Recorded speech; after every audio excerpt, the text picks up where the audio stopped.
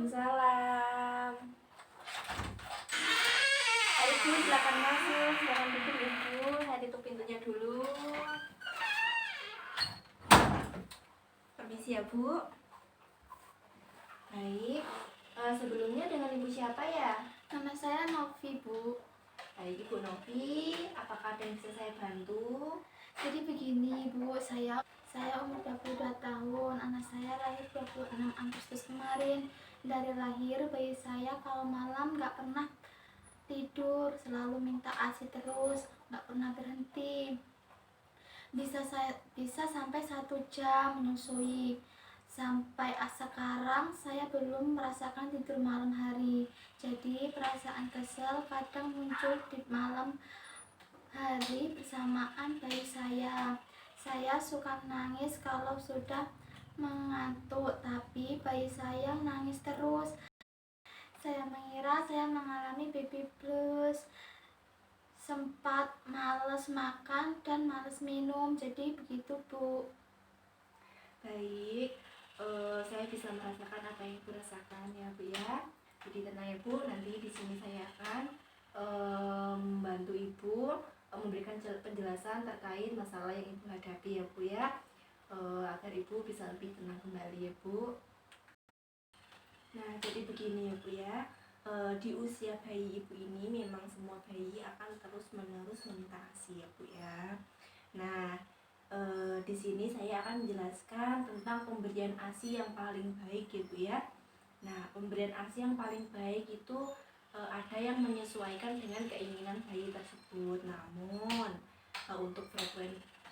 takaran pemberian ASI yang baik itu 60 sampai 90 mili per hari menyusui ya Bu ya.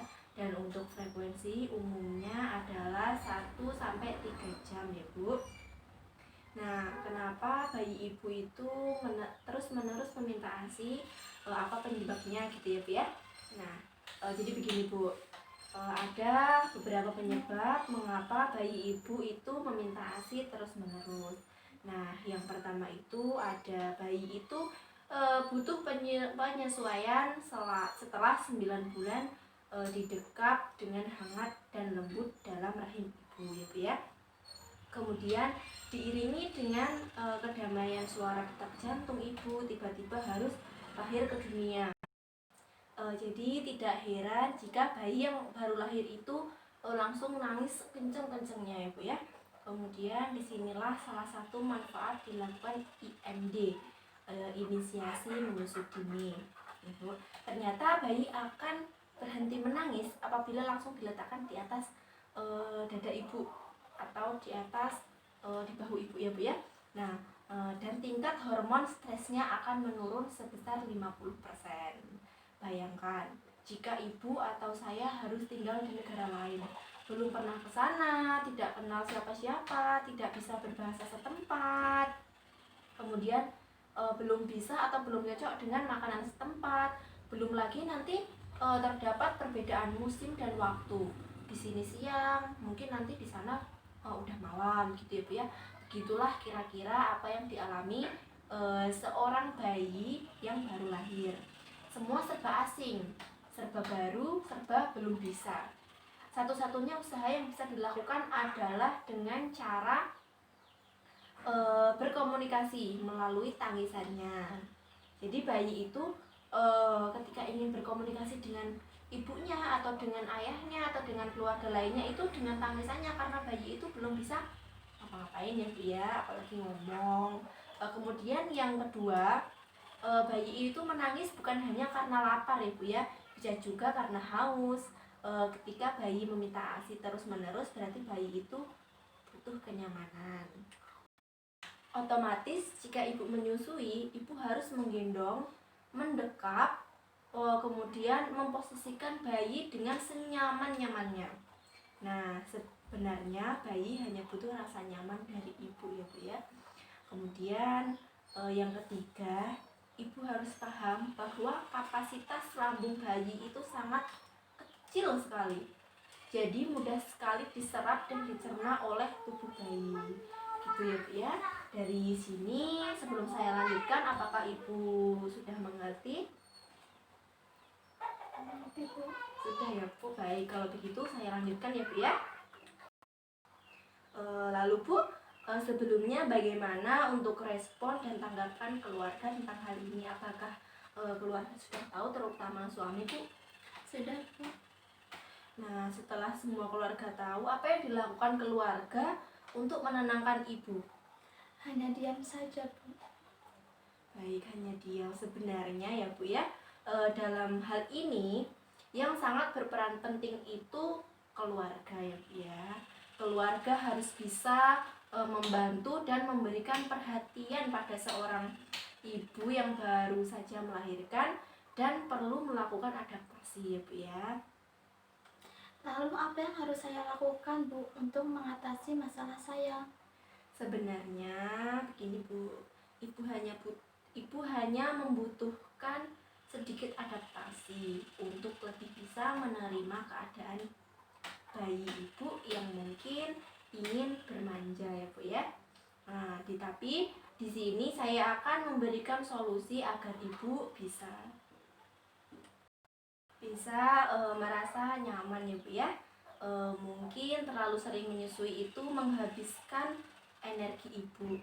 Itu sebabnya kenapa ibu seringkali merasa lelah dan kecapean. Mungkin ibu bisa sambil menonton TV agar lebih rileks ya Bu ya.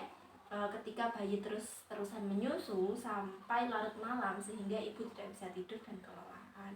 Mintalah keluarga atau suami mengurus pekerjaan rumah ya Bu.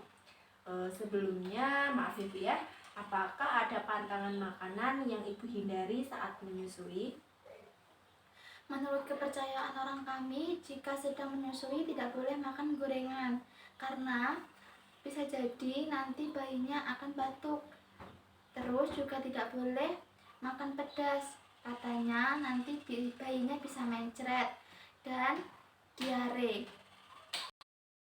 Selama ibu melakukan pantangan tersebut, apakah ada keluh-keluhan dan bagaimana dengan ASI ibu? Apakah keluar banyak atau sedikit ya Bu?